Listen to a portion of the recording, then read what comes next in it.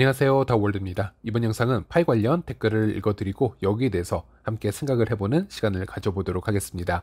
파이 채굴량에 대해서 궁금한 거 여쭈어 봅니다. 파이 채굴량을 보면 비트코인에 비하면 꽤 많은 양인데, 예전에 보면 채굴자가 1억 명이 되거나 메인넷을 가게 되면 채굴 중지가 된다라고 본 것 같은데, 파이가 제시한 채굴량이 다 채굴이 되기 전에 채굴 종료가 될 가능성이 있다고 보시는지 궁금합니다. 지인이 파이 채굴량이 비트코인보다 많아서 상장하더라도 높은 금액은 기대하지 않는 게 좋다, 이렇게 얘기를 했는데요. 저는 채굴 종료가 되면 그 가치는 높아질 것이라 얘기하면서 채굴 권유를 하고 있습니다. 어쨌든 두서 없지만 다운님의 고견을 듣고 싶습니다 라고 말씀을 해주셨습니다. 여기에 대해서 사실 정답을 아는 사람은 없을 겁니다. 현재까지 채굴된 양을 아시는 분도 없을 것이고, 언제까지 채굴이 가능한지 그 답을 알고 있는 분도 없을 것이고요. 또 파이 가격을 확실하게 장담하실 분도 없을 겁니다. 그래서 저는 어떤 자료를 근거로 팩트를 말씀을 드릴 수는 없는 부분이지만, 이렇게 건전하게 토론을 하는 선에서는 함께 여러 스토리를 맞춰 볼 수는 있는 그런 좋은 주제라고 생각을 해서 한번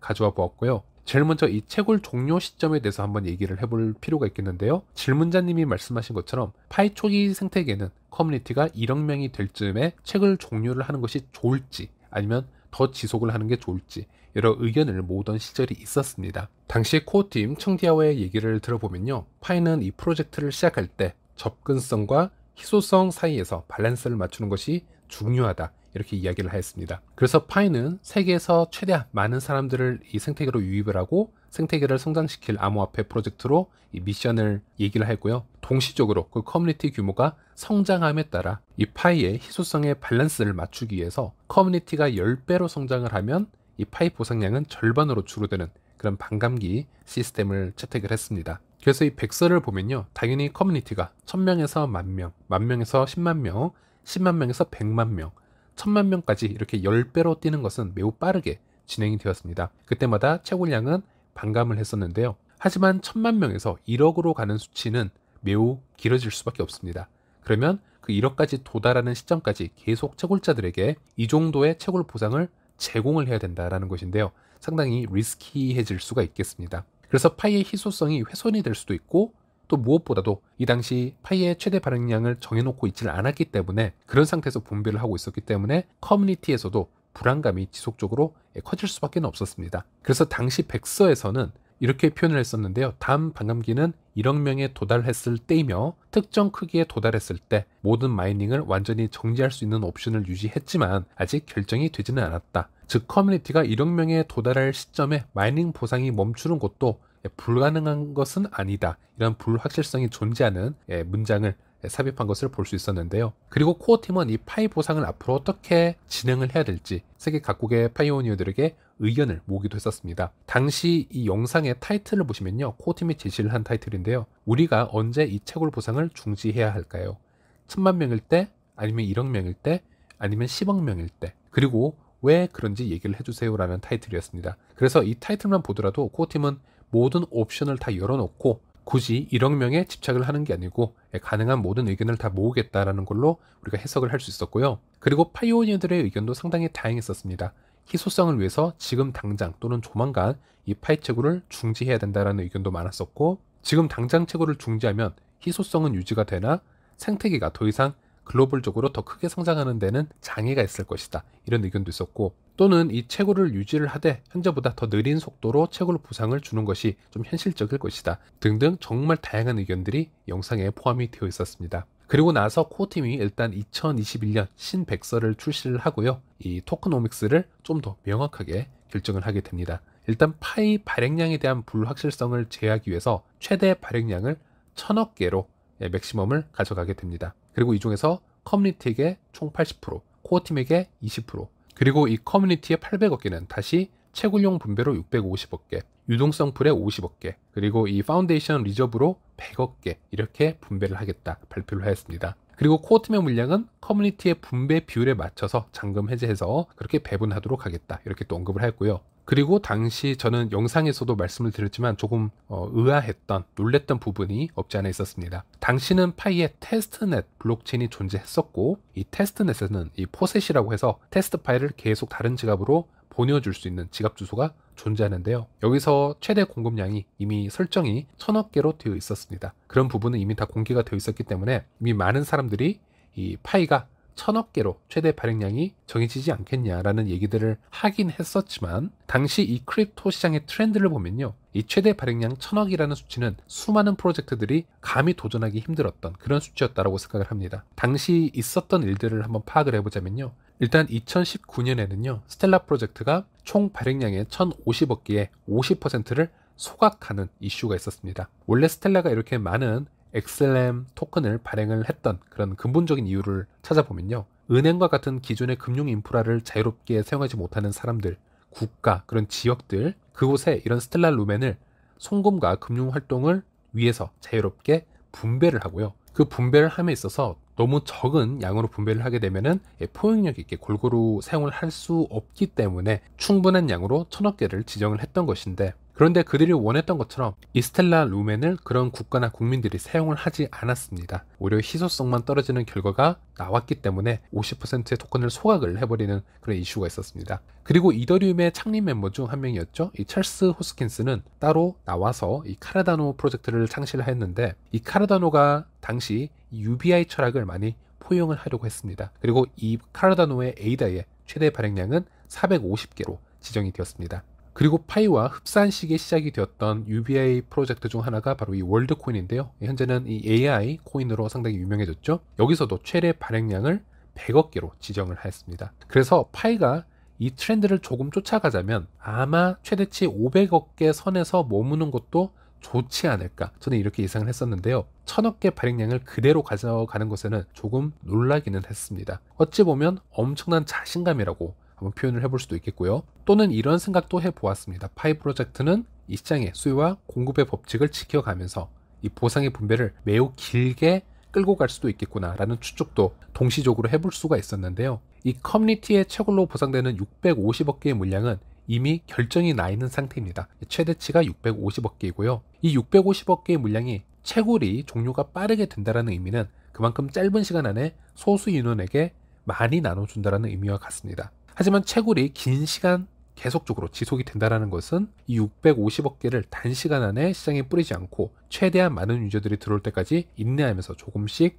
분배해준다는 의미로 해석을 해볼 수 있겠습니다. 그래서 저는 파이코어 팀의 현재까지 행보를 보았을 때는 이 전자보다는 후자의 확률이 좀 더 높겠다라는 생각을 해보았고요. 그래서 그 추측에 좀 더 무게를 실을 수 있는 추가 업데이트가 있었는데요. 바로 파이 프로젝트의 신규 백서도 발표가 되었고요. 또 채굴 보상량 변화도 생기게 됩니다. 기존의 반감기 제도는 없어지고요. 월별 채굴 변화 공식이 사용이 되는데요. 그리고 이 월별 채굴 공식을 설명함에 있어서 코어팀은 이것에 여러 요소들의 밸런스를 맞출 수 있도록 고려를 했다라고 합니다. 성장과 접근성, 그리고 오랜 기간의 이 지속성, 그리고 장기간의 인센티브, 이 네 가지 요소를 고려를 해서 이 월별 채굴 변화 공식을 만들었다라고 얘기를 하는데, 이 블록체인 생태계에서 이 롱저버티라든지 롱텀 인센티브라는 단어는 흔하게 1년, 2년 정도의 기간을 얘기하는 것은 아니다, 이렇게 생각을 해볼 수가 있겠습니다. 비트코인 같은 경우는 이 노드 채굴 인센티브의 보상을 2140년까지 나올 수 있도록 설정을 해 놓았습니다. 물론 의미 있는 채굴 보상은 2030년 정도면 99% 거의 다 채굴이 되는 상태인데요. 2030년이라고 하더라도 비트코인의 역사를 보면요, 적어도 20년 이상 동안 의미 있는 노드 보상이 나올 수 있도록 그렇게 사토시 나카모토가 설계를 해 놓았다는 겁니다. 그래서 파이 생태계도 이런 특정 단어들을 여러 번 사용을 했기 때문에 최소 1, 2년 안에는 채굴 보상이 멈추기는 힘들 수 있다. 이것보다는 좀 더 오래 지속이 될 수 있다, 이렇게 예상을 하고 있고요. 그리고 좀 더 디테일한 이유를 한번 찾아보면은 여러 가지 우리가 이유를 만들어 볼 수는 있습니다. 예를 들어 첫 번째로는 노드 보상이 되겠는데요. 블록체인에서 가장 핵심적인 파트는 이 파이의 거래 장부를 합의를 하고 검증하는 이 노드가 되겠습니다. 현재까지 약 20만 개의 테스트넷 노드가 운영이 되고 있는데, 중요한 건 이 노드는 채굴 보상에서 부스팅 방식으로 지금 인센티브를 받고 있다는 겁니다. 만약 650억 개의 이 커뮤니티 채굴량이 이미 다 소모가 되어 간다라거나 아니면 조만간 멈추게 된다라고 했을 시, 이 노드 운영으로 얻을 수 있는 파이 인센티브는 크게 줄어들거나 없어질 겁니다. 그러면 노드 운영자는 컴퓨터 전원을 끄게 될 것이고요. 그러면 파이의 탈중앙화는 약해지게 될 것입니다. 탈중앙화나 보안이 약해지는 현상이 생기면요, 보통 해당 네트워크의 토큰 가치도 함께 하락하는 그런 문제가 생길 수 있습니다. 즉, 이 노드 운영자에 대한 보상은 현재는 이 650억 개 이 커뮤니티 풀에서 지속적으로 제공이 되고 있기 때문에 노드 운영자들에 대한 특별한 솔루션이 제공이 되어 있지 않은 이상 적어도 안전하게 몇 년 이상은 걱정 없이 채굴이 가능하도록 그런 공식을 이미 만들어 놓았을 겁니다. 채굴 공식은 이미 백서에 나와 있지만 아무리 채굴을 한다 하더라도 650억 개를 넘지 못하도록 매년 분배되는 채굴의 최대치를 한정해 놓았고요. 그 매년 분배되는 채굴 가능량도 더욱더 줄어들도록 그렇게 설계를 하였다라고 합니다. 그리고 만약에 650억 개의 채굴 보상을 일찍 종료를 한다라는 이론이 좀 성립이 되기 위해서는 노드에게 다른 방향의 인센티브를 제시를 할 수 있어야 됩니다. 바로 거래 수수료를 서로 나눠 가지는 방식이 나올 수 있어야겠는데요. 일반 유저들이 거래의 0.01파이나 그보다 좀 더 높고 낮은 수수료를 발생시킴에 있어서 그 거래가 합당한 거래인지 합의를 해보고 검증을 하는 슈퍼노드들, 일반 노드들에게 적정량을 나누어서 분배를 해줄 수 있어야만 노드 운영자들은 이 생태계에 지속적으로 남아있을 겁니다. 하지만 그 업데이트가 되기까지 어느 정도의 시간이 필요할까요? 이거는 아무도 알 수 없겠죠. 아직 우리는 오픈 메인넷으로 전환을 해보지도 못했고 진정한 탈중앙화된 분산 노드의 상태 등을 체크를 해보지도 못한 상태입니다. 그렇다면 이 코어팀의 속도로 보았을 때 적어도 몇 년 이상은 기본적으로 이 노드 상태를 체크를 해봐야 되는 건 아닌가. 파이 네트워크의 일반적인 TPS라든지 아니면은 적정한 노드의 수라든지 이런 것을 파악할 시간이 좀 필요할 것이다. 그러면 개발자 입장에서 보았을 때는 이 650억 개의 불의 파이코인이 아직은 충분하게 남아있어야 되는 건 아닌가, 이렇게 생각을 해볼 수가 있겠습니다. 그리고 노드뿐만이 아니고요, 코어팀이 여러 번 언급을 했던 이 내재적 동기부여를 만드는 생태계, 이 부분도 이해를 해볼 필요가 있습니다. 코어팀의 청지아웃은 AMA 등을 통해서 여러 번 강조를 했었는데요, 파이 앱에서 단순히